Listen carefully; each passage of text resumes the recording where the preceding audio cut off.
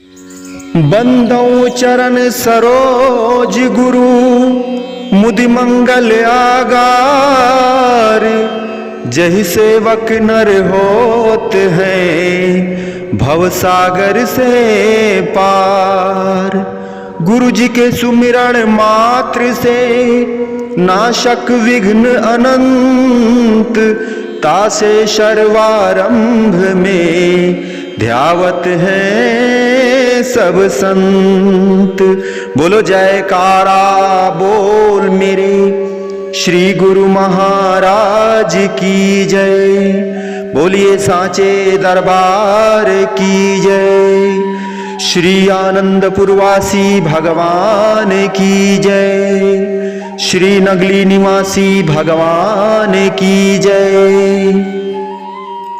समस्त भगत जी को जय सच्चिदानंद जी।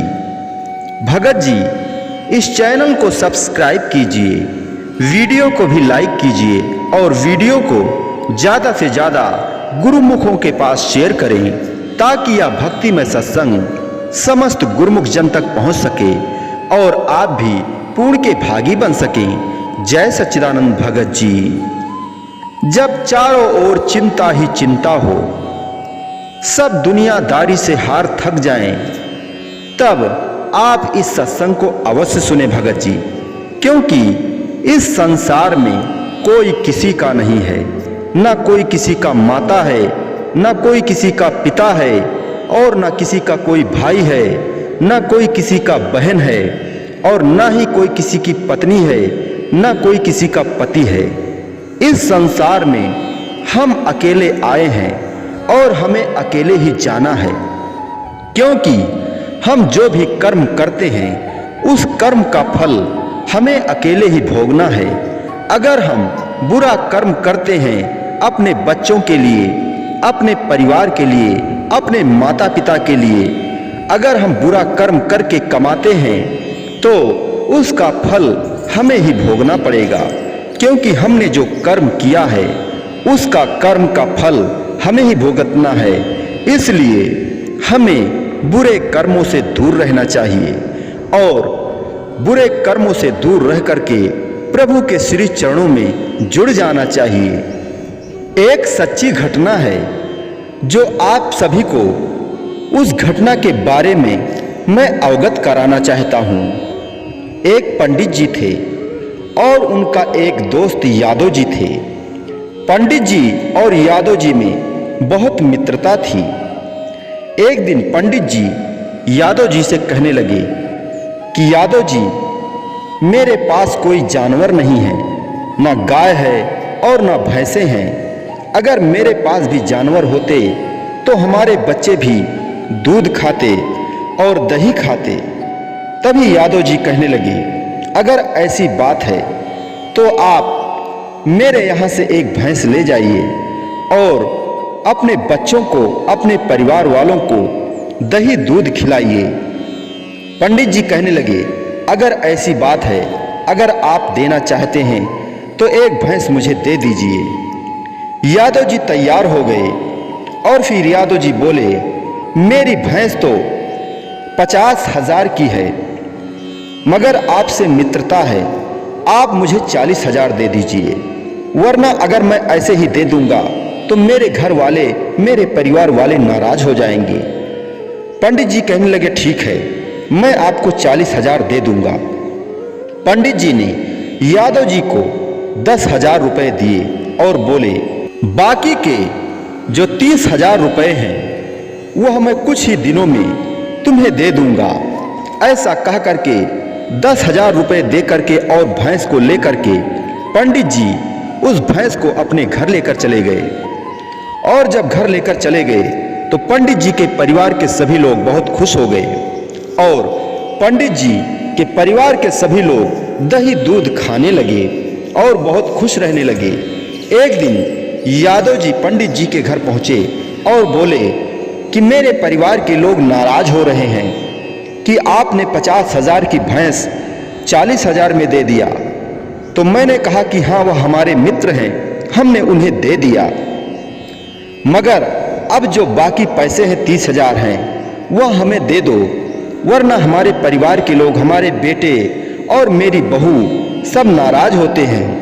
पंडित जी कहने लगे कि ठीक है, परसों मैं आपको 30,000 रुपये दे दूंगा। और यादव जी अपने घर चले गए। जब यादव जी घर पहुंचे तो उनके बहू और बेटे कहने लगे, क्या बात है, पंडित जी पैसे दिए? तो वह बोले कि वह परसों देने के लिए बोले हैं। तभी यादव जी के बेटे कहने लगे, ठीक है, कोई बात नहीं है, अगर वह परसों देने के लिए बोले हैं तो कोई बात नहीं। मगर उसी रात ही यादव जी का स्वर्गवास हो गया। और यादव जी का स्वर्गवास हुआ तो यादव जी के बेटे जो थे उन्होंने अपने पिता का अंतिम संस्कार किया।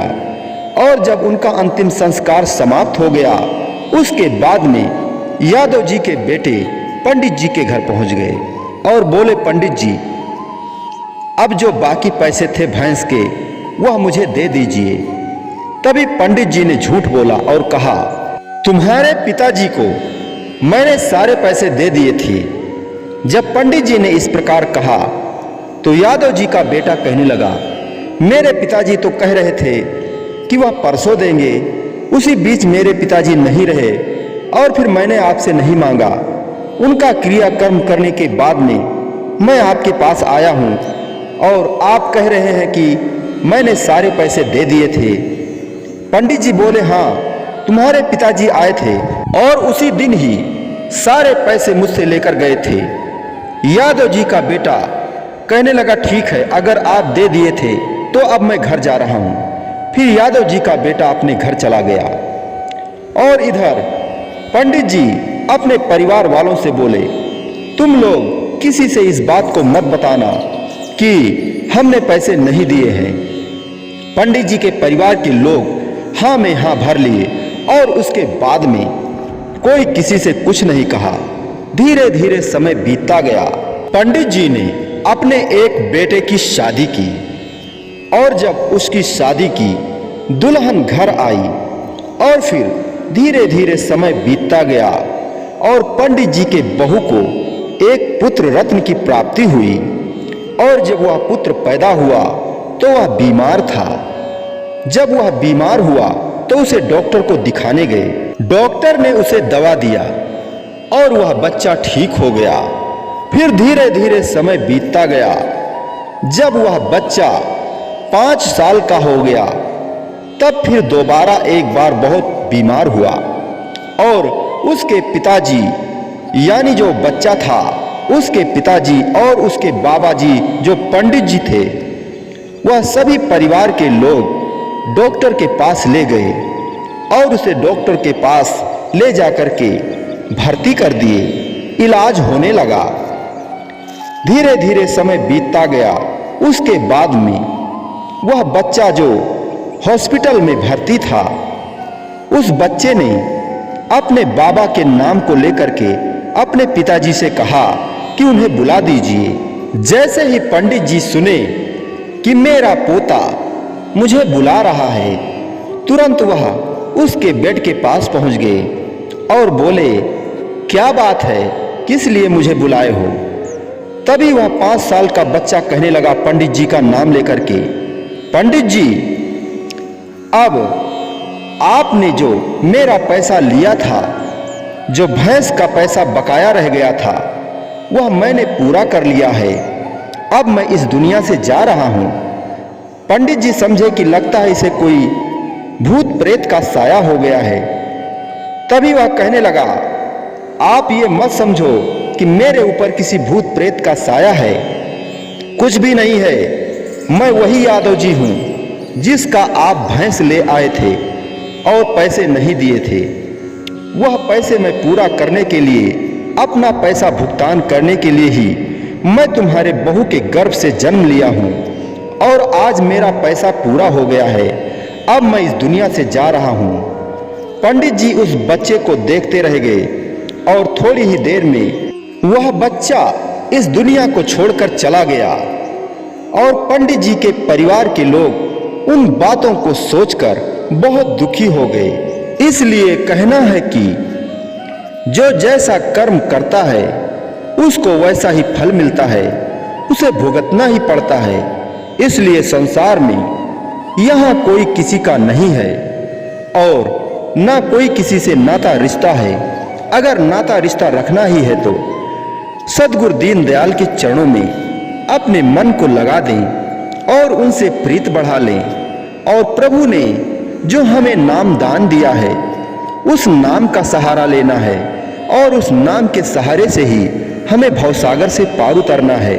बोलो जयकारा बोल मेरे श्री गुरु महाराज की जय। समस्त भगत जी को जय सच्चिदानंद जी।